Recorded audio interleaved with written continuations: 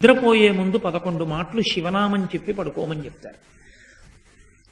తెల్లవారి నిద్ర లేచేటప్పుడు మీరు పరమశివ భక్తులైనా సరే, మీ కులదేవత పార్వతీ పరమేశ్వరులైనా సరే, శివ శివ అంటూ లేవడాన్ని శాస్త్రం అంగీకరించదు.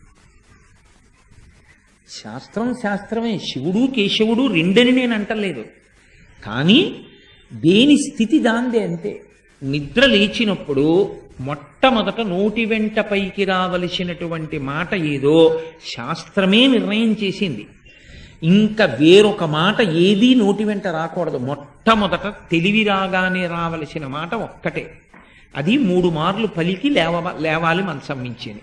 శ్రీహరి శ్రీహరి శ్రీహరి అన్నారు.